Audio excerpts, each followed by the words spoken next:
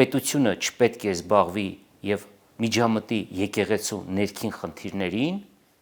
բայց նաեւ եկեղեցին չպետք է միջամտի պետության ներքին խնդիրներին։ Մասնավորապես, երբ որ ամենայն հայոց կաթողիկոսը հայտարարում է, որ Նիկոլ Փաշինյանը պետք է հեռանա իշխանությունից, դա ուղղակի միջամտություն է երկրի ներքին գործերին եւ կարծում եմ սահմանադրորեն անթույլատրելի։ Երբ որ Նիկոլ Փաշինյանը հոգևորականների խումբ է ձևավորում եւ ուզում է բերել իր սիրելի ամենայն հայոց կաթողիկոսին, դա էլ է միջամտություն եւ դա էլ անթույլատրելի է։ Այսինքն հարցին պետք է երկու կողմերից էլ մոտենալ։ Հետևաբար այն ինչ որ տեղի է ունենում Հայաստանում, երկու դեպքում էլ երկու կողմերից էլ անընդունելի է։ Տեսեք, հայ առաքելական եկեղեցու առնվազն մեկ թեմի առաջնորդ մտել է քաղաքական պայքարի մեջ, ճիշտ է, հիմա ինքը ուրեմն բանտարկված է, հա, եւ ասում է, որ ես գալիս եմ իշխանության, ես գալիս եմ Նիկոլ Փաշինյանին հեռացնելու եւ ձևավորելու արժանապատիվ իշխանություն։ Նա անում է քաղաքական հայտարարություններ, այսինքն սա կոպտագույն միջամտություն է,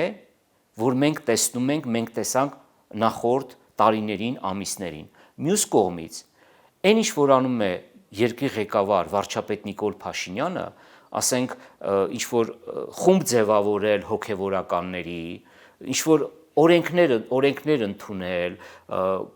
եւ եկեղեցին ինչ որ իմ ու քո անել, սա նույնպես կոպտագույն միջամտություն է։ Հետևաբար հարցին մոտենալով երկու կողմերից էլ մենք պետք է ասենք, որ սա փոխադարձաբար անընդունելի պահվածք է։ Այդ թեման սրվել է բացառապես մեկ պատճառով, որովհետև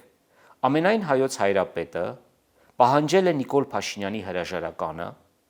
ավելին ամենայն հայոց հայրապետը եւ մեր նվիրապետական աթոռները, թեմերը, այսպես ասենք, հա, թեմերը, ուրեմն ըստ էության բացահայտ աջակցում են ընտրարշավի մեջ ներգրավված ուժերից մեկին, Սամվել Կարապետյանին։ Դրա համար է սրվել, այս երկու հիմնական պատճառով է սրվել այս հարցը։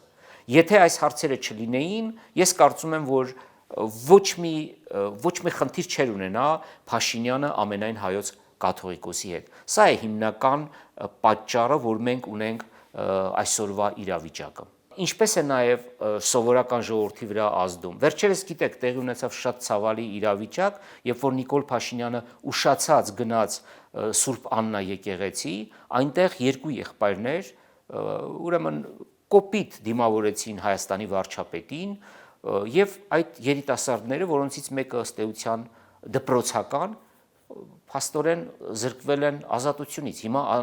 անազատության մեջ են։ Այսինքն մայրաթոր կառավարություն կամ ամենայն հայոց Նիկոլ Փաշինյան այս հակասությունը, այս հակամարտությունը իջել է ամենաներքի մակարդակ եւ ժողովրդի մեջ բավականին մեծ պառակտում է առաջացրել։ Ժողովրդի մի հատված համարում է, որ այն եպիսկոպոսներն ու ընդհանրապես քահանաները, ովքեր միացել են Նիկոլ Փաշինյանի, սրանք տիրադավներ են, եւ հակառակը ժողովրդի մյուս հատվածը համարում է, որ ամեն գնով պետք է մենք ազատվենք ամենայն հայոցից եւ բոլոր այն քահանաներից, ովքեր իրենց վարք ու բարքով չեն համապատասխանում հայ առաքելական եկեղեցու եւ ընդհանրապես մեր եկեղեցու ավանդույթներին։ Գիտեք, այդ հարցին մենք կարող ենք պատասխանել, երբ որ ավարտվի ամբողջական նախաքննությունը, գիտեք, որ մենք ունենք բանտարկված հոգևորականներ, նրանց մի մասը դուրս եկել, բայց նաև ունենք բանտարկված հոգևորականներ։ Սա շատ զգայուն հարց է եւ էլի ժողովուրդը, քաղաքական ուժերը բաժանված են երկու մասի։ Մի մասը համարվում է, որ սա ուղղակի քաղաքական օրակարգ է եւ ուղղակի սրանով Նիկոլ Փաշինյանը պատժում է այն հոգևորականներին, ովքեր իր դեմ դուրս են եկել, եւ մյուս մասն էլ ասում է, որ սա բացառապես իրավական գործընթաց է։